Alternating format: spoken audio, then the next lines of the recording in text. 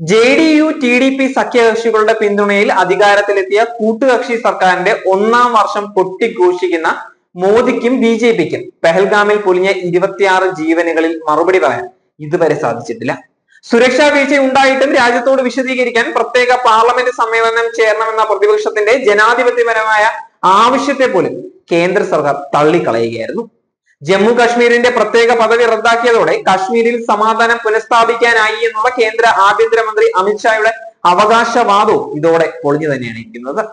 ഭീകരക്കെതിരായ operation Sindoor നടപടി രാജ്യത്തോട് വിശദീകരിച്ച Sophia Qureshi എന്നുള്ള സൈനിക ഉദ്യോഗസ്ഥയെ BJPയുടെ മന്ത്രി വിജയ് ഷാ ഭീകരരുടെ സഹോദരി എന്ന മുദ്രകുത്തി വിദേശകാര്യ സെക്രട്ടറി വിക്രം മിശ്രയും കൊല്ലപ്പെട്ട നേവി ഉദ്യോഗസ്ഥന്റെ ഭാര്യ ഹിമാൻഷി നേരിട്ട വർഗീയ ആക്ഷേപങ്ങൾക്ക് നേതൃത്വം നൽകിയത് സംഘപരിവാർ ഹാൻഡിലുകൾ തന്നെയാണ്. ഒടുവിൽ ട്രംപിന്റെ വെടിനിർത്തൽ അവകാശവാദത്തിലും മോദി സർക്കാർ മൗനം തന്നെയാണ് പാലിച്ചത്. ഇന്ത്യൻ പൗരന്മാരെ കൈകാലുകൾ ബന്ധിച്ച് നാട് കടത്തിയ ട്രംപിന്റെ മനുഷ്യത്വ വിരുദ്ധ നടപടിയിലും മോദി സ്തുതിപാഠകൻ തന്നെയാവുകയായിരുന്നു. രാജ്യത്തെ ന്യൂനപക്ഷങ്ങളുടെ ഭരണഘടനാപരമായ അവകാശങ്ങൾ അട്ടിമറിക്കാൻ വഖഫ് നിയമം പാസാക്കി രാജ്യത്തിന്റെ മതനിരപേക്ഷതയുടെ വാതിലുകളാണ് BJP കൊട്ടിയടച്ചത്.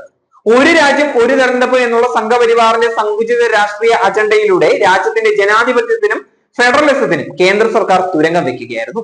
ജാതി സെൻസസിൽ ശക്തമായി എതിർത്തിരുന്ന BJPയും നരേന്ദ്രമോദിയും പൊടുന്നേനെ മലക്കം പറഞ്ഞതിന് പിന്നിൽ ബീഹാർ തെരഞ്ഞെടുപ്പ് എന്ന രാഷ്ട്രീയ ലക്ഷ്യമാണ് എന്ന് വിമർശകർ ശക്തമായി ഉന്നയിക്കുക തന്നെയാണ്. കേന്ദ്ര സർക്കാരിന്റെ ആദ്യ ബജറ്റിൽ സഖ്യകക്ഷികൾ ഭരിക്കുന്ന സംസ്ഥാനങ്ങളായ ബീഹാറിനും ആന്ധ്രാപ്രദേശിനും വാരിക്കോരി പദ്ധതികൾ പ്രഖ്യാപിച്ചപ്പോൾ കേരളത്തെ പരാമർശിക്കാതിരിക്കാൻ കേന്ദ്ര സർക്കാർ കാണിച്ച ജാഗ്രതയെ ജനം തിരിച്ചറിയുക തന്നെയാണ്. മുണ്ടക്കൈ ചൂരൽമല ദുരന്തത്തിന് പിന്നാലെ പ്രധാനമന്ത്രി നരേന്ദ്രമോദിയുടെ സന്ദർശനത്തിന്റെ സുരക്ഷാ ചെലവും ദുരന്തം അനുഭവിക്കുന്ന ജനത തന്നെ ഏറ്റെടുക്കേണ്ടി വരികയായിരുന്നു. ഇതിനെതിരായി പ്രതിപക്ഷ ശബ്ദം പാർലമെന്റിൽ മുഴങ്ങിക്കേട്ടത് BJPയെ അസ്വസ്ഥരാക്കുകയായിരുന്നു. 2018 കേരളത്തിൽ ഉണ്ടായ മഹാപ്രളയത്തിൽ വിദേശ സഹായത്തിന് അനുമതി നിഷേധിച്ച കേന്ദ്ര സർക്കാർ മഹാരാഷ്ട്രയ്ക്ക് അനുമതി നൽകിയത് ചോദ്യം ചെയ്യപ്പെടുകയാണ്. കേന്ദ്ര ഏജൻസികളുടെ പ്രതിപക്ഷ വേട്ടയാടലുകളിൽ സുപ്രീം കോടതിയുടെ രൂക്ഷ വിമർശനവും സർക്കാരിന് തിരിച്ചടി തന്നെയാണ്.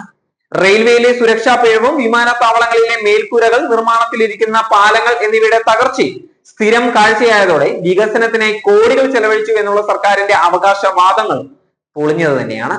രണ്ടാം മോദി സർക്കാരിന്റെ കാലത്ത് ആരംഭിച്ച മണിപ്പൂർ വർഗീയ കലാപം അവസാനിപ്പിക്കാനാകാതെ സംസ്ഥാനത്തെ രാഷ്ട്രപതി ഭരണത്തിലേക്ക് തള്ളിവിടുകയായിരുന്നു. ദേശീയ വിദ്യാഭ്യാസ നയം, ത്രിഭാഷാ നയം, സർവകലാശാലകളിലെ കാവ്യവൽക്കരണം, ദേശീയ കാർഷിക വിപണന കരട് നയം, നീറ്റ് പരീക്ഷകളിലെ അട്ടിമറി തുടങ്ങിയ പ്രതിഷേധങ്ങളുടെ നീണ്ട നിര തന്നെയാണ്. മൂന്നാം മോദി സർക്കാരിന്റെ തലവേദനയായ തന്നെയാണ് ഇതൊക്കെ. NDA സർക്കാരിന്റെ ജനാധിപത്യ വിരുദ്ധ നടപടിക്കെതിരെ പ്രതിരോധം തീർക്കാതെയുള്ള കോൺഗ്രസിന്റെ മൃദു ഹിന്ദുത്വ നിലപാട് ഇക്കാലയളവിൽ ചർച്ച തന്നെയാണ്.